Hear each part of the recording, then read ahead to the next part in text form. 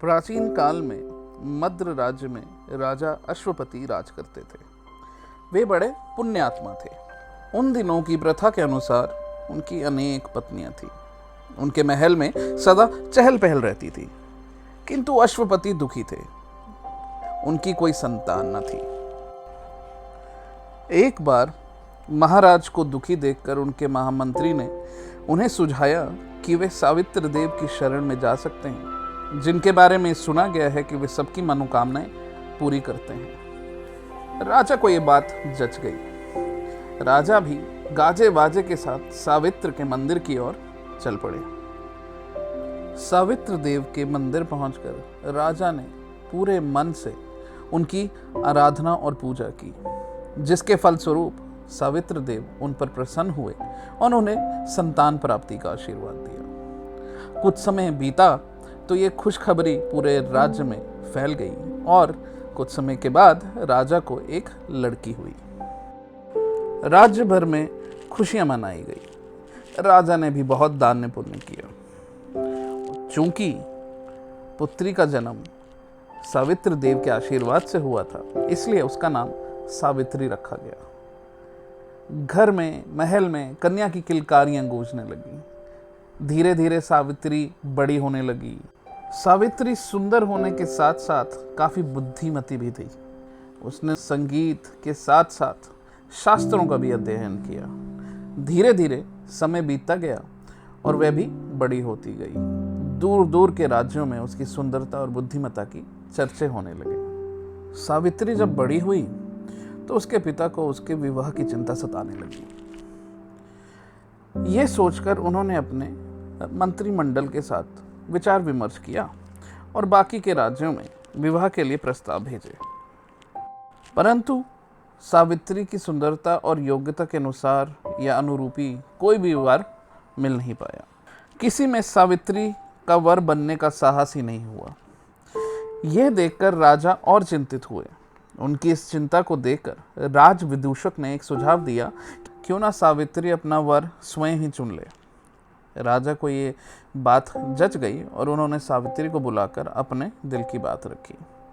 पहले तो सावित्री ने मना किया, लेकिन फिर अपने पिता के सामने ना नहीं कर पाई। यह निश्चय हुआ कि सावित्री विभिन्न राज्यों की यात्रा करेगी और मंत्री उनके साथ रहेंगे। सावित्री भी बहुत प्रसन्न थी कि मार्ग में उसे अनेक तीर्थों के दर्शन लाभ होंगे। एक वन में उन्हें एक तरुण वनवासी दिखाई दिया। वह सड़क के किनारे चला जा रहा था। सावित्री ने उसे देखा और उसके मन में एक अनूठी भावना जागी। उसका चेहरा सावित्री के मन में घर कर गया। रास्ते भर सावित्री उसी के बारे में सोचती रही। अगले दिन सावित्री वाराणसी पहुंची, तो जहां उसका वर निश्चित होना था, लेकिन सावित्री के मन में सिर्फ वही वनवासी विचर रहा था। सावित्री बिना किसी वर का चयन किए वापस निकल पड़ी। रथ फिर जंगल से जा रहा था। सावित्री को विश्वास था कि उस तरुण वनवासी से भेंट दोबारा होगी। रास्ते में सावित्री को प्यास लगी और उन्हें वहां एक कुटिया दिखाई दी। जब वे कुटिया के नजदीक पहुंची तो उसे दिखा कि वही वनवासी वहां रहता है। सावित्री ने सोचा, बिना सच्चाई का पता लगाए वे वहां से नहीं जाएगी। आखिर इतनी अल्पायु में वे वनवासी क्यों बना बैठा था। उनके मंत्री ने पता भी लगाया। उन्हें पता लगा कि वह वनवासी नहीं है, अपने राज्य के निकाले गए किसी राजा का पुत्र है और उनका नाम है सत्यवान।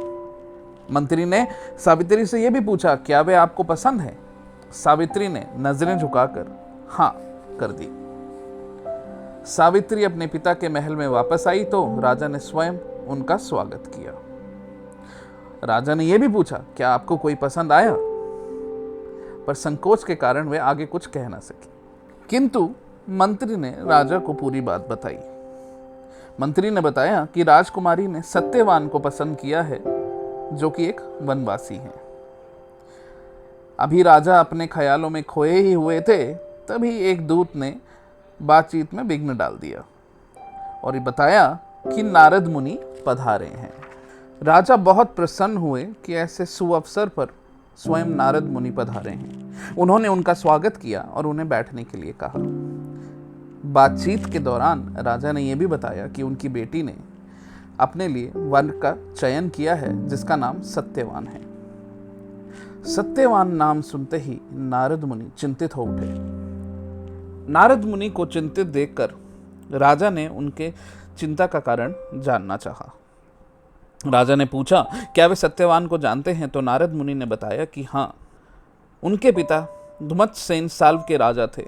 अंधे हो जाने के कारण राजपाट उनके हाथ से चला गया। तो राजा ने पूछा, क्या यही कारण है कि वो वन में रहता है या कोई और भी कारण है? किंतु ये सब सुनने के बाद भी राजा का मन नहीं माना। वे जानते थे कि नारद मुनि उनसे कुछ छुपा रहे हैं। राजा के बार बार पूछने पर नारद मुनि ने फिर भी कुछ नहीं बताया। तो राजा ने पूछा कि क्या सत्यवान कुलीन नहीं, वीर नहीं है?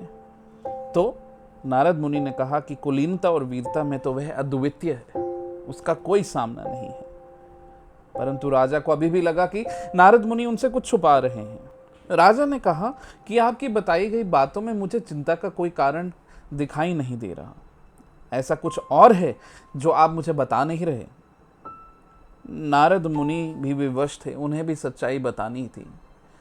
पर जो सच्चाई उन्होंने राजा को बताई वह सुनकर राजा के पैरों तले जमीन खिसक गई।